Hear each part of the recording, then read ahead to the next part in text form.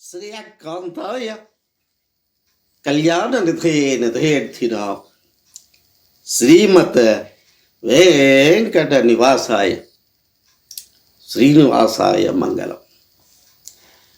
సప్తగిరివాసులైనటువంటి శ్రీనివాసుని సన్నిధానంలో లడ్డు, ఈ లడ్డు వ్యవహారం అణుబాంబు విస్ఫోటనంలాగా మొత్తం యావత్ ప్రపంచం విస్తరించిపోయింది. లడ్డులో కల్తీ, మనుషుల్లో కల్తీ, రాజకీయ నాయకుల్లో కల్తీ, ఆడదానిలో కల్తీ, మొగాడిలో కల్తీ, పిల్లల్లో కల్తీ, వైద్యంలో కల్తీ, ఉద్యోగస్తుల్లో కల్తీ, విద్యా వ్యవస్థలో కల్తీ, రైతుల నోట మట్టి కొట్టే కల్తీ, నీటిలో కల్తీ, నిప్పులో కూడా కల్తీ, వాయువులో కల్తీ, ఆకాశంలో కల్తీ. కల్తీ లేకుండా నువ్వున్నావా, నేనున్నానా? వెంకటేశ్వర స్వామికి అసలు లడ్డుతో పని లేదు. లడ్డు కావాల్సింది భక్తులకి లడ్డును ఆయుధంగా చేసుకొని విస్తృతమైనటువంటి ప్రచారం నిర్వహించటం కోసం ఈ లడ్డు తెర మీదకు వచ్చింది. అనాది నుంచి ఈ లడ్డు లేదు. వచ్చినవాడు సంతృప్తికరంగా శ్రీనివాసుని దర్శనం చేసుకుని ఏదో ఒక ప్రసాదం ఇవ్వాలి కాబట్టి లడ్డు అనేది అవతరించబడింది. శ్రీనివాసుని ఆత్మీయత, ప్రేమ, అనురాగం అంతకు మించినటువంటి పంచభక్ష పరవాన్నాలు ఏముంటాయి? పురోగతిని విసర్జించి అధోగతి వైపుకు మానవాళి నడుస్తూ ఉంది. రకరకాలు చంద్రబాబు కావాలనే చేస్తున్నాడని, దానికి పవన్ బాబు ఒత్తాసు పలుకుతున్నాడని, లోకేష్ బాబు తాళం వేస్తున్నాడని, జగన్ బాబు తీవ్రమైనటువంటి ప్రతిఘటన చేస్తున్నారు. విచిత్రం ఏంటంటే, రాజుగారి అబ్బాయిని ఎత్తుకున్నా దించినా ఇబ్బంది. ఎత్తుకుంటే ఎందుకు ఎత్తుకుంటావు అంటారు, దించితే రాజుగారి అబ్బాయిని నువ్వెందుకు దించావంటారు. చూసారా అంత విచిత్రము? అసలు మూల పదార్థం ఏంటి? మూల పదార్థం జంతువుల కొవ్వు కలిసింది అంటారు. మరి ఆవు కూడా జంతువేగా, ఆవు కూడా జంతువే. ఇప్పుడు గోవుల్ని హిందువులు గోమాతగా అర్చించేటువంటి గోవులే దిక్కు లేకుండా రోడ్లెంబట తిరుగుతా ఆ ప్లాస్టిక్ కాగితాలు, ఈ ప్లాస్టిక్ కాగితాలు తిని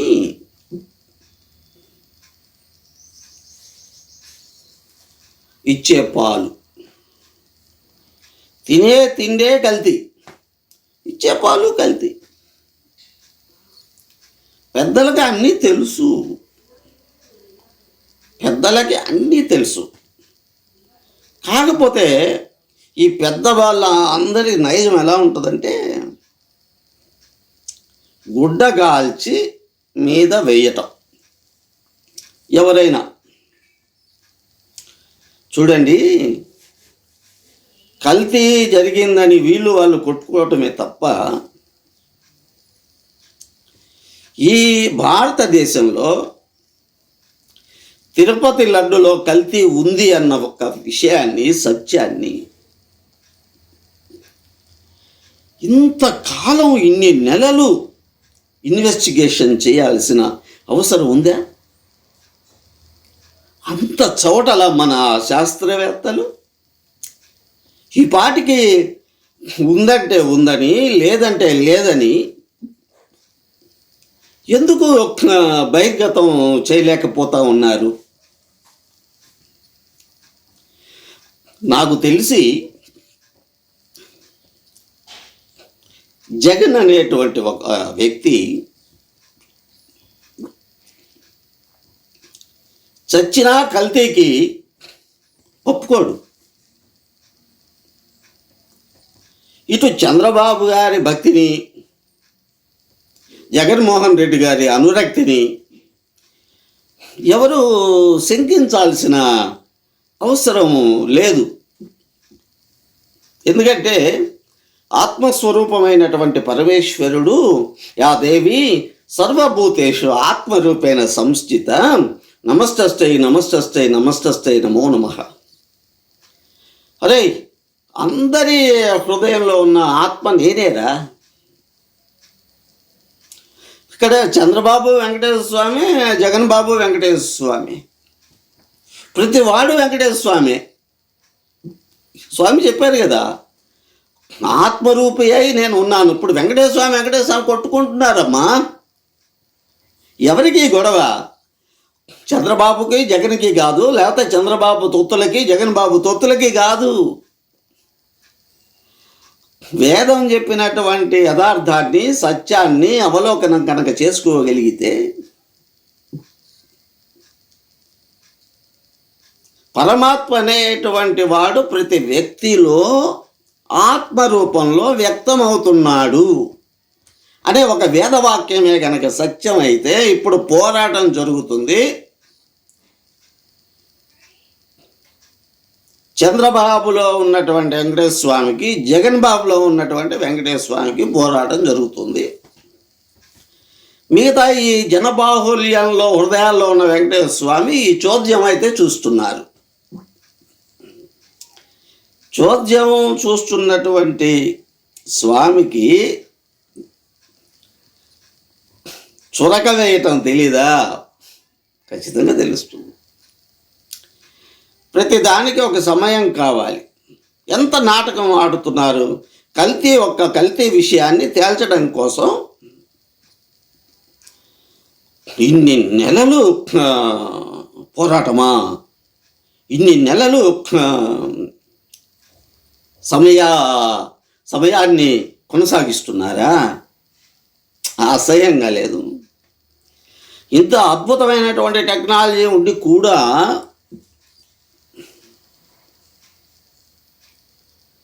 మరి కల్తీ కలిసిందా, కల్తీ లేదా తేల్చలేకపోతున్నారా శాస్త్రజ్ఞులు? ఆ శాస్త్రజ్ఞుల్లో ఉన్న వెంకటేశ్వర స్వామి తేల్చాలి ఇప్పుడు ఈ విషయం.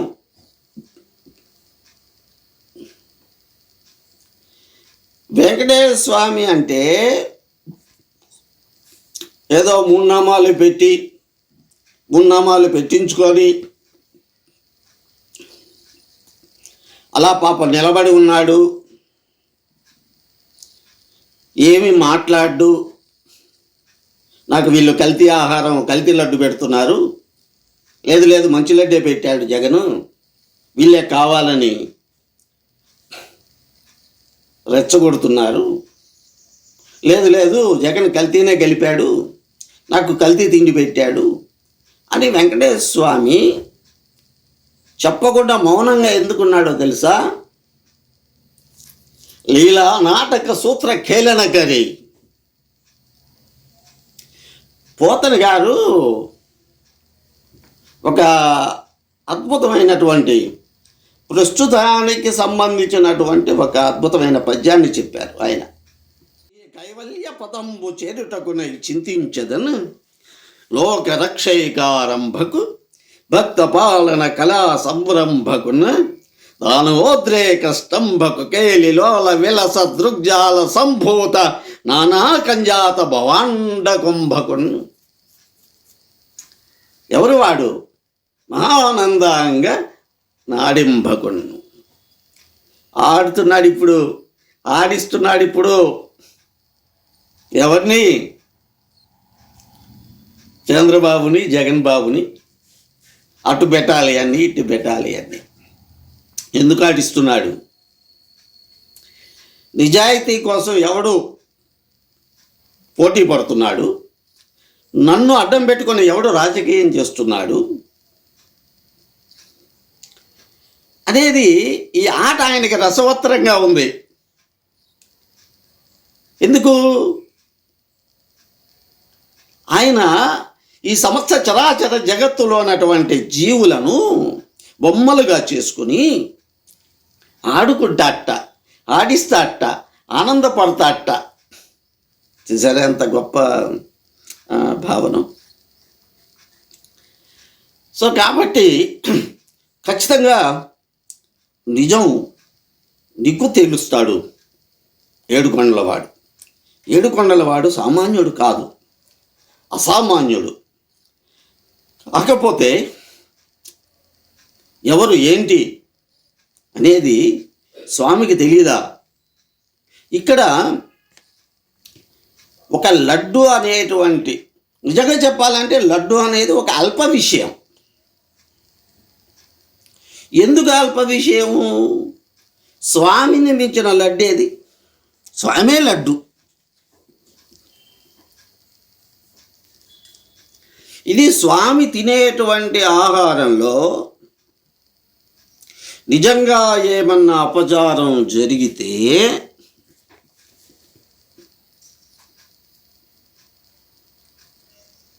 మన రాష్ట్రాల్లో కరువు తాండవం చేస్తుంది. నిజంగా లడ్డే కనుక చంద్రబాబు గారు చెప్పినట్లు కల్తీమయం అవుతే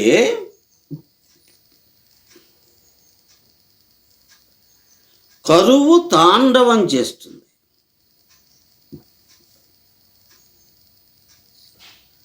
ఒకవేళ కల్తీ జరగలేదు లేరా అని స్వామి అనుకుంటే ఈ గొడవని కొంతకాలం సాగదీసి ఆనందం పడి ఆయన సరదా పడి ఒక్క క్షణంలో తేల్చేస్తా. ఎందుకంటే స్వామికి వాడు వీడు అనేది ఏం లేదు. ఇక్కడ ఇంకొక విషయం నేర్చుకోవాలి, తెలుసుకోవాలి. పాలకులు అందరూ స్వామివారికి సేవకులు. ఎవరు చేస్తారండి? తిరుమల లాంటి ప్రత్యేకమైనటువంటి ప్రతిష్టతో కూడుకున్నటువంటి యావత్ ప్రపంచం మొత్తం ఎవరి శ్రీచరణాల ముందు తమ శిరస్సును తాకిస్తుందో అటువంటి ప్రభు వెంకటేశ్వరులు ఊరుకుంటాడా అండి? వెంకటేశ్వరుడు విగ్రహం కాదండి, నిగ్రహంతో కలిగినటువంటి ఒక దివ్యాత్మ, ఒక పరమాత్మ. ఆయనకి దృగ్గోచరం కాకుండా ఏమైనా ఉంటాయా అండి? పిచ్చి. వీళ్ళు కొట్టుకు రావడమే కాకుండా వీళ్ళు వీళ్ళను ఎవరైతే అనుసరిస్తున్నారో, ఇక్కడ తిలా పాపం తలా పిడికెడు. స్వామి కలియుగ ధర్మానికి ఆయన కూడా బద్ధుడేనండి, బద్ధుడై తీరాలి. కలియుగంలో ఏకపాదంతో నడవాల్సిన ధర్మం అలా నడవాల్సిందేనండి. ఎవడు ఏం చేయలేడు. విచిత్రం ఏమంటే, ప్రతివాడు రాజకీయ పండితుడైపోయాడు, ప్రతివాడు మంచి విశ్లేషకుడైపోయాడు, ప్రతివాడు మంచి శాస్త్రవేత్త అయిపోయాడు. The art of political lying అని దున్నపోతు ఈనిందంటే ఘాట కట్టేయాలి అనేటువంటి ప్రబుద్ధులతో ఈ ప్రపంచం నిండిపోయి ఉంటే, ప్రశ్నించేవాడు ఎవడైనా సరే దొంగగా చూడబడుతుంటే, మరి శ్రీపతి ఊరుకుంటాడా అండి? సమయం కోసం వేచి చూస్తున్నాడు. ఈ మధ్యలో కొట్టుకు చావటం ఎందుకు? కొట్టుకు చావద్దు. ఎటుకోడి ప్రతి మనిషి చచ్చేవాడే. నిజంగా వెంకటేశ్వర స్వామి మీద విశ్వాసం ఉండి, నమ్మకం ఉండి, భక్తి ఉండి, ఆరాధనా భావం కలిగి ఉంటే ఈ ఇష్యూని ఇంత గల్తీ చేయాల్సిన అవసరం ఏముంది? అందరూ కలిసి స్వామి చవటేమో అన్నట్లు చూస్తున్నారు. మీరు మేధావులా? స్వామిని మించిన మేధావి ప్రపంచంలో ఎవడూ లేడు. ఇతరులు ఎరుగకుండా ఈశ్వరుడు ఎరుగడా? చంద్రన్న, పవనన్న, లోకేష్ అన్న, ఓ జగనన్న, ఇతరులు ఎరుగకుండా ఈశ్వరుడు ఎరుగడా? అరే, ఈశ్వరుడికి అన్నీ తెలుసు. మీలో ఉన్న ఆత్మ ఎవరు? వెంకటేశ్వరుడే. ఆడిచ్చేవాడెవడు? వెంకటేశ్వరుడే. ఆడండి. వాడి మీద వీడు, వీడి మీద వాడు. ఆడండి, ఆడండి, ఆడండి, ఆడండి. ఆడుతూ ఉన్నారు, బాగానే ఉంది. కానీ ప్రజల్ని వాడుకుంటున్నారు. ఏ ప్రజలనైతే ఆదుకోవాలో అటువంటి ప్రజలతోనే ఆడుకుంటున్నారు. ఇది కూడా చూస్తున్నాడు వెంకటేశ్వర స్వామి. కాబట్టి సత్యమేంటో చంద్రన్న ఆత్మలో ఉన్న స్వామికి తెలుసు, జగనన్న ఆత్మలో ఉన్న స్వామికి తెలుసు, అక్కడ అర్చక స్వాములకి తెలుసు, ఆ వంటశాలలో ఎవరైతే లడ్డు తయారు చేస్తున్నారో వాళ్ళకి తెలుసు, అందరికీ తెలుసు. కాబట్టి ఎవడు ఏమి చెప్పినా అది శ్రీరంగ నీతులు అవుతాయే తప్ప ఇంకోటి కాదు. అతి తొందరలో స్వామి దీనికి సమాధానం చూపించబోతున్నాడు. అప్పుడు దాకా వేచి ఉందాం. జై మాతా మహాకాళి, నమో నమః.